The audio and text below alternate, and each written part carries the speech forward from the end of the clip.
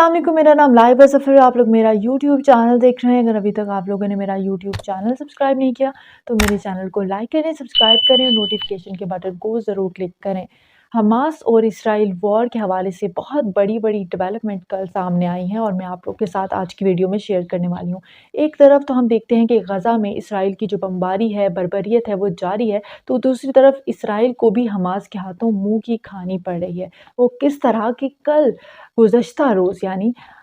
24 एहलकार Israel के मारे गए हैं और वो भी इस तरह के इसराइली फ़ौजी गज़ा में खड़ी हुई जो बाकी बिल्डिंग्स हैं उसके नीचे एक्सप्लोसिव्स लगा रहे थे और उन्हीं एक्सप्लोसिव्स को हमास ने निशाना बनाया और 24 एहलकार जो हैं वो अपने ही बॉम्ब्स के हाथों इसराइल के मारे गए हैं। दूसरी जानिब देखा जाए तो अरब ममालिक जो हैं वो अब बहुत ज़्यादा एक्टिव नज़र आ रहे हैं और हमास और इसराइल के बीच में जो जंग है उसके हवाले से कोई सोल्यूशन देते हुए और इसके अलावा तजवीज़ देते हुए भी हमें नज़र आ रहे हैं। और वो इस तरह के 5 अरब ममालिक जिसमें सऊदी अरेबिया और इजिप्ट जो हैं वो सरफ़हरिस्त हैं। उन्होंने अमेरिका के ज़रिए इसराइल को पैगाम पहुँचाया है कि अगर इसराइल 2 स्टेट सोल्यूशन पर आमादा हो जाता है, जिसमें फ़लस्तीनियों का अपना स्टेट होगा और इसराइल का अपना स्टेट होगा, और जो फ़लस्तीनियों के पास स्टेटमेंटशिप में जो कि राइट होगा उसमें इलाका आएगा, वो होगा गज़ा स्ट्रिप का इलाका, इसके अलावा वेस्ट बैंक का इलाका और इसके अलावा ईस्ट यरूशलेम भी जो है फ़लस्तीनियों के पास होगा। अगर वो इस सब चीज़ों को एक्सेप्ट कर लेता है तो पूरे मुस्लिम कंट्री जो हैं, ख़ास तौर पे अरब कंट्रीज़ जो हैं, वो इसराइल को तस्लीम कर लेंगे। दूसरी तरफ देखा जाए तो इसराइल ने इस सब पॉइंट्स को, इस सब तज्ज़िये को, इसके अलावा जो तजवीज़ है उसको रिजेक्ट कर दिया है और कहा है कि नो स्टेट फॉर पैलेस्टाइन। अगर हम हिस्टोरिकल पॉइंट ऑफ व्यू से देखें तो 1967 के ऑनवर्ड्स इसराइल को सारे मुस्लिम कंट्रीज जो हैं वो तस्लीम नहीं करते, क्योंकि 1967 में 6 डेज़ वॉर हुई थी। सीरिया, जॉर्डन और इजिप्ट की तीनों कंट्रीज जो थे वो अलाइंड थे इसराइल के ख़िलाफ़ और इसराइल ने बुरे तरीके से शिकस्त दी थी इन तीनों मुस्लिम कंट्रीज़, और जिसके नतीजे में इसराइल ने फ़लस्तीन पर 3 गुना मज़ीद जो है वो कब्ज़ा जमा लिया था और ईस्ट यरूशलेम का इलाका, वेस्ट बैंक का इलाका और गज़ा स्ट्रिप का इलाका इसराइल के अंडर आ गया था। 2005 में वो गज़ा स्ट्रिप का जो इलाका था वो आलमी प्रेशर के हाथों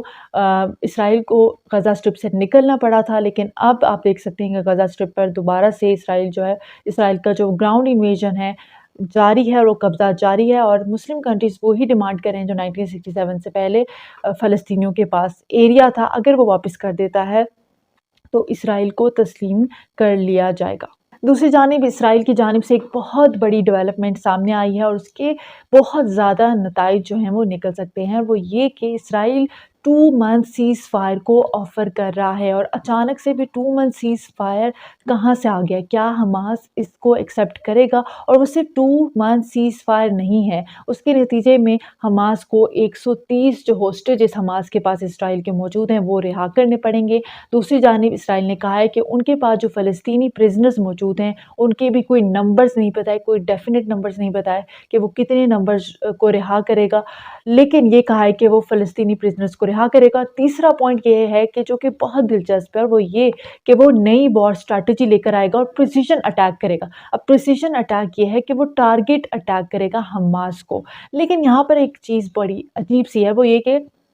111 रोज़ हो गए हैं इसराइल के गज़ा पर अटैक को और उसके नतीजे में तकरीबन 25,700 लोग जो शहीद हो चुके हैं। तो क्या वो हमास के एहलकार नहीं थे? क्योंकि अब तक यही कहा जा रहा था कि हमने हमास को टारगेट किया है, हमने अपने ऑब्जेक्टिव को पूरा किया है और हम लोग ये जंग जीत रहे हैं। लेकिन अब इस स्टेटमेंट से साबित हो गया है कि प्रिसिशन अटैक का जो कहा गया है कि अब हम टारगेट पे अटैक करेंगे, इससे साबित होता है कि इसराइल ने इनोसेंट मुसलमानों को शहीद किया है, निहत्थे बच्चों को शहीद किया है और ये पूरी दुनिया भी साबित कर चुकी है और इसराइल भी इसको तस्लीम कर रहा है। लेकिन क्या इसराइल इस बात का जवाब दे सकेगा? ये कहना बहुत ज़्यादा मुश्किल है। दूसरी जानिब अगर देखा जाए तो यूरोपीय यूनियन और अमेरिका ने भी कह दिया है कि जो इसराइल की स्ट्रैटेजी रही है गज़ा स्ट्रिप को इन्वेड करके और इसके अलावा जो उसने इतने लोगों को शहीद कर दिया है, तो ये एक फेल्ड स्ट्रैटेजी है और इस टाइम इसराइल जो है वो बहुत ज़्यादा प्रेशर में है। एक तरफ पॉलिटिकल प्रेशर में और एक तरफ डिप्लोमेटिक इंटरनेशनल लेवल पे भी बहुत ज़्यादा प्रेशर में है। इसके बायस इसराइल ने ये एक पॉलिसी जारी की है कि वो 2 मंथ्स जो है सीज़ फायर करने के लिए तैयार है। अगर इंसान थोड़ा क्रिटिकल एनालिसिस करे तो یہ سوچ سکتا ہے کہ آخر کیوں وہ اب 2 منتھ سیز فائر کی آفر کر رہا ہے اسرائیل۔ اس کے لیے میں آپ کے سامنے کچھ پوائنٹس رکھتی ہوں، وہ یہ کہ تقریباً 300 سے زیادہ اسرائیلی فوجی اہلکار جو ہیں وہ مر چکے ہیں، اور اس کے علاوہ اسرائیل نے بھی نارتھ غزہ سے اپنی فوج کو جو ہے نکالنا شروع کر دیا تھا اور ساؤدرن غزہ پر تعینات کرنا شروع کر دیا تھا، جس کے نتیجے میں اسرائیلی فوج کو بہت زیادہ خطرات لاحق ہو رہے تھے، کیونکہ حماس جو ہے وہ اسرائیلی فوجی اہلکاروں کے ٹھکانوں کو بہت زیادہ نشانہ بنا رہا تھا، اور اس ٹائم اسرائیلی فوجی جو تھے وہ اکوپڈ نہیں تھے، اور اسرائیلی فوج کو بہت زیادہ ملٹری جو ہے وہ نقصان پہنچا ہے، کیونکہ تقریباً 3 مہینے سے وہ مسلسل بمباری کر رہے ہیں، اور اس ٹائم امریکہ نے بھی اپنا ہاتھ جو ہے وہ کھینچ لیا ہے۔ اوبویسلی یہ تھوڑا ہمیں ڈپلومیٹیکلی انٹرنیشنل لیول پہ دکھائی دے رہا ہے، لیکن اس ٹائم یو ایس بھی جو ہے وہ بھی ڈبل گیم کر رہا ہے۔ وہ یہ کہ ایک طرف اسرائیل کو دھمکی دے رہا ہے کہ تم کرتے رہو، وار جاری رکھو، دوسری طرف ڈپلومیٹیکلی وہ یہ ایک نریٹو کریٹ کر رہا ہے کہ یہ وار ختم ہونی چاہیے، بہت زیادہ نقصان ہو گیا ہے، غزہ کے لوگوں کو ایک نئی اسٹیٹ ملنی چاہیے، کیونکہ اس ٹائم یو ایس جو ہے وہ الیکشن زون میں جانے لگا ہے، اور جو بائیڈن ہے وہ یہ خطرہ مول نہیں لے سکتا،